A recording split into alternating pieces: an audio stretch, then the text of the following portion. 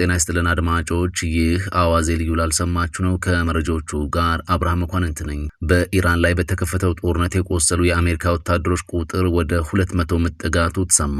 ሩቢዮ የአሜሪካ ዲፕሎማቶች አጋር ሀገራት የኢራንን አብዮታዊ ዘብና ሄዝቦላህን በሽብርተኛነት እንዲፈርጁ ግፊት እንዲያደርጉ አዘዙ።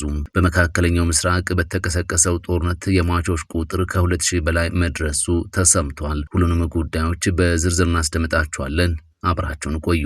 ጊዜው አሁን ነው። በአዲስ አበባ ምርት የቤት ባለቤት የመሆን ወርቃማ እድል። ቴምር ሪል ስቴት በቡልጋሪያ አፍሪካ ህብረት አጠገብና በአዋሬ ቤተ መንግስት አቅራቢያ የሚገኙ ዘመናዊ አፓርታማዎችን ከ30 እስከ 35 በመቶ በሚደርስ ታላቅ ቅናሽ ለሽያጭ አቅርቧል። ቡልጋሪያ ባለ 1 መኝታ 69 ካሬ በ5.5 ሚሊዮን ብር፣ ባለ 2 መኝታ 82 ካሬ በ6.6 ሚሊዮን ብር፣ ባለ 3 መኝታ 126 ካሬ በ10.1 ሚሊዮን ብር ብቻ። አዋሬ ባለ 1 መኝታ 80 ካሬ በ5 ሚሊዮን 560 ሺህ ብር፣ ባለ 3 መኝታ 131 ካሬ በ9.1 ሚሊዮን ብር በ20 በመቶ ቅድመ ክፍያ የህልሞን ቤት በእጆ ያስገቡ። በተጨማሪ የንግድ ሱቆችንም በ3.9 ሚሊዮን ብር ጠቅላላ ክፍያ ከ900 ሺህ ብር ቅድመ ክፍያ ጀምሮ ማግኘት ይችላሉ። ቅናሹ ሳያልቅ በ0901 29 20 80 ወይንም በ0912 73 0454 አሁኑኑ ይደውሉ። ቴምር ሪል ስቴት። በኢራን በተከፈተው ጦርነት የቆሰሉ የአሜሪካ ወታደሮች ቁጥር ወደ 200 መድረሱ ተነግሯል። ጦርነቱ 3ኛ ሳምንቱን በያዘበት ሰኞ ዕለት የአሜሪካ ጦር ባወጣው መግለጫ በኢራን ላይ በተከፈተው ጦርነት የቆሰሉ የአሜሪካ ወታደሮች ቁጥር ወደ 200 ከፍ ማለቱን ይፋ አድርጓል። የአሜሪካ ጦር ማዕከላዊ እዝ ሴንቲኮም እንደገለጸው ከሆነ ከቆሰሉት ወታደሮች መካከል አብዛኞቹ ቀላል ጉዳት የደረሰባቸው ሲሆን 180 የሚሆኑት ደግሞ ቀድሞውኑ ወደ ስራ ተመልሰዋል። ከደረሱት ጉዳቶች መካከል በ10 ወታደሮች ላይ የደረሰው ጉዳት ከባድ ስለመሆኑ ተነግሯል። ማዕከላዊ እዝ አክሎም ወታደሮቹ ጉዳት የደረሰባቸው በኩዌት፣ ሳውዲ አረቢያ፣ የተባበሩት አረብ ኤምሬትስ፣ ዮርዳኖስ፣ ባህሬን፣ ኢራቅና እስራኤል ውስጥ መሆኑን ገልጿል። ጦርነቱ ፌብሩዋሪ 28 ከተጀመረ በኋላ ኢራን በአሜሪካ ወታደራዊ ካምፖች ላይ በፈጸመችው ጥቃት 13 የአሜሪካ ወታደሮች ተገድለዋል። የኢራን ጥቃቶች በተጨማሪም ኤምባሲዎችን፣ ሆቴሎችንና የአውሮፕላን ማረፊያዎችን ኢላማ ያደረጉ ሲሆን በገልፍ አረብ ሀገራት በሚገኙ የኢነርጂ መሰረተ ልማቶች ላይም ጉዳት ማድረሳቸውን ቀጥለዋል። ባለፈው ሳምንት ሮይተርስ እንደዘገበው በግጭቱ እስከ 150 የሚደርሱ የአሜሪካ ወታደሮች መቁሰላቸው የኢራን ጥቃቶች ምን ያህል አደገኛ መሆናቸውን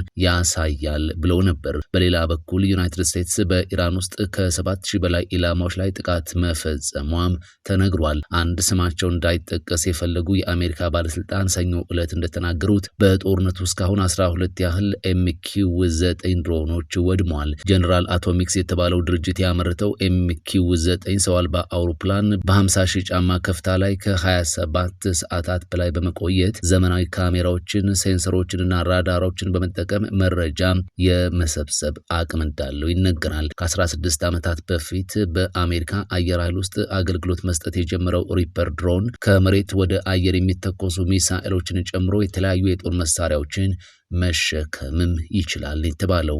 ሩቢዮ የአሜሪካ ዲፕሎማቶች አጋር ሀገራት የኢራንን አብዮታዊ ዘብና ሄዝቦላህን በሽብርተኛነት እንዲፈርጁ ግፊት እንዲያደርጉ አዘዙ። የፕሬዝዳንት ዶናልድ ትራምፕ አስተዳደር ትላንት ሰኞ ዕለት በውጭ ሀገራት የሚገኙ የአሜሪካ ዲፕሎማቶች አጋር ሀገራት የኢራኑን የእስልምና አብዮታዊ ዘብ እንዲሁም በሊባኖስ የሚገኘውን ሄዝቦላህን በሽብርተኛ ቡድንነት እንዲፈርጁ ግፊት እንዲያደርጉ አሳስበዋል። ሮይተርስ የተመለከተው የአሜሪካ የውጭ ጉዳይ ሚኒስቴር የውስጥ የቴሌግራም መልእክት እንደሚያሳየው ከሆነ ይህ ጥሪ የቀረበው የጥቃት ስጋት በመጨመሩ ምክንያት ነው። ማርች 16 የሚል ቀን የተጻፈበትና በውጭ ጉዳይ ሚኒስትር ማርኮ ሩቢዮ የተፈረመው ይህ መመሪያ በዓለም ላይ ለሚገኙ ሁሉም የአሜሪካ ዲፕሎማሲያዊና የቆንስላ ጽሕፈት ቤቶች ተልኳል። መመሪያው ዲፕሎማቶቹ መልእክቱን በሚገባቸው ከፍተኛ የኃላፊነት ደረጃ ላይ ላሉ የየሀገራቱ ባለስልጣናት ከማርች 20 ባልበለጠ ጊዜ ውስጥ እንዲያደርሱ የሚጠይቅ ሲሆን እነዚህን ቡድኖች በጥቁር መዝገብ ውስጥ ለማስገባት የሚደረገው ጥረት ከእስራኤል ወገኖች ጋር በተቀናጀ መልኩ እንዲከናወን ያዛል። የትራምፕ አስተዳደር ከ2 ሳምንት በፊት የተጀመረው የአሜሪካ እስራኤል የአየር ጦርነት ከመጀመሩ በፊት አስቀድሞ መረጃ ያልሰጣቸውንና ጥርጣሬ ያላቸውን አጋሮቹን ለወታደራዊ ዘመቻው ድጋፍ እንዲሰጡ ለማስተባበር እየሞከረ ይገኛል። ይህ ጥረት ፈታኝ የሆነ መምጣቱን የሚያሳየው አንዱ ምልክት በርካታ የአሜሪካ አጋሮች ትላንት ሰኞ በሰጡት ምላሽ አስፈላጊ የሆነውን የነዳጅ ማጓጓዣ መስመር ሆርሙዝ ሰርጥ ክፍት ለማድረግ ትራምፕ ላቀረቡት ጥሪ ምላሽ ከመስጠት በመቆጠብ በአሁኑ ወቅት መርከቦችን ለመላክ እቅድ እንደሌላቸው መግለጻቸው ነው። በመመሪያው ላይ ከተጠቀሱት ዋና ዋና ነጥቦች አንዱ ከኢራንና ከአጋሮቿ ሊሰነዘር የሚችለው የጥቃት ስጋት እየጨመረ በመምጣቱ ሁሉም መንግስታት የኢራንንና የኢራን ደጋፊ የሆኑ የሽብር ቡድኖች በየሀገሮቻችንና በዜጎቻችን ላይ ጥቃት የመሰንዘር አቅማቸውን ለማዳከም በአስቸኳይ መንቀሳቀስ አለባቸው የሚል ይገኝበታል። የኢራን አብዮታዊ ዘብ በኢራን ውስጥ ያለውን የሺአ ሙስሊም የሃይማኖት አባቶች አገዛዝ ለመጠበቅ የተቋቋመ ወታደራዊ ኃይል ሲሆን የኢራንን ኢኮኖሚ ትልቅ ድርሻ ተቆጣጥሮ ይገኛል። ሁለቱም ማለትም አብዮታዊ ዘብና በሊባኖስ የሚገኘው የታጣቂው የሺአ ሙስሊም ቡድን ሄዝቦላህ በአሜሪካና በሌሎች ጥቂት ሀገራት ቀድሞውኑም በሽብርተኛነት የተፈረጁ ናቸው። የውጭ ጉዳይ ሚኒስቴሩ መመሪያ ስለጨመረው የጥቃት ስጋት ዝርዝር መረጃ ባይሰጥም ቴህራን በመካከለኛው ምስራቅ በሚገኙ ጎረቤቶቿ ላይ ጥቃት የሰነዘረችባቸውን ምሳሌዎች በመጥቀስ የጋራ እርምጃ እንዲወሰድ ያሳስባል። የኢራን ስርዓት ከአንድ ወገን እርምጃ ይልቅ ለጋራ እርምጃ የበለጠ ተጋላጭ እንደሆነ እንረዳለን። እንዲሁም የጋራ ግፊት የኢራን ስርዓት ባህሪውን እንዲቀይር ለማስገደድ ከአንድ ወገን እርምጃ የተሻለ እድል አለው ይላል መመሪያው። አክሎም እንዲህ ያሉት ፍረጃዎች በእስላማዊቷ ሪፐብሊክ ላይ ግፊትን እንደሚጨምሩና በዓለም ዙሪያ የሽብር ተግባራትን የመደገፍ አቅሟን እንደሚገድቡ ገልጿል። የውጭ ጉዳይ ሚኒስቴር ቃል አቀባይ ፕሬዚዳንት ትራምፕ ትኩረታቸው በመካከለኛው ምስራቅ ሰላምን ማረጋገጥ ላይ ነው ብለዋል። የኢራን አብዮታዊ ዘብ ሄዝቦላና ሌሎች በኢራን የሚደገፉ ተላላኪዎች መንግስታትን ያናጋሉ እንዲሁም ቀጠናዊ ሰላምን ያበላሻሉ ሲሉም ተናግረዋል። በመካከለኛው ምስራቅ በተቀሰቀሰው ጦርነት የሟቾች ቁጥር ከ2000 በላይ ሰዎች መድረሱ ተነገረ። አሜሪካና እስራኤል በኢራን ላይ ፌብሩዋሪ 28 ጥቃት ካደረሱ በኋላ በመካከለኛው ምስራቅ ቢያንስ 2000 ሰዎች ተገድለዋል። ግጭቱ የአሜሪካ ወታደራዊ ካምፖችን የሚያስተናግዱ የገልፍ ሀገራትንና ሊባኖስን በፍጥነት ወደ ጦርነቱ ከቷቸዋል። ጦርነቱ 3ኛ ሳምንቱን በያዘበት በዚህ ሰሞን ትላንት የተመዘገቡት የሟቾች ቁጥር ይፋ ሆኗል። ኢራን ውስጥ የሀገሪቱ መንግስት ሚዲያ ሰኞ ዕለት የሟቾቹን ቁጥር 1270 መድረሱን ዘግቧል። ይሁን እንጂ በተባበሩት መንግስታት የኢራን አምባሳደር ማርች 6 ጦርነቱ ከተጀመረ ወዲህ ቢያንስ 1332 ሰዎች መገደላቸውን ተናግረዋል። የኢራን ውጭ ጉዳይ ሚኒስትር አባስ አራክቺ ቢያንስ 200 ህጻናት መገደላቸውን ገልጸዋል። በቁጥሮቹ መካከል ላለው ልዩነት የተሰጠ ማብራሪያ እስካሁን የለም። ይህ ቁጥር መጋቢት 4 በስሪላንካ የባህር ዳርቻ አሜሪካ በአንድ የኢራን የጦር መርከብ ላይ በፈጸመችው ጥቃት የተገደሉትን 104 ሰዎችን ይጨምር እንደሆነም አልታወቀም። የሊባኖስን የሟቾች ቁጥር ስንመለከት ደግሞ በሊባኖስ ባለስልጣናት መረጃ መሰረት በእስራኤል ጥቃቶች ቢያንስ 886 ሰዎች እስካሁን ተገድለዋል።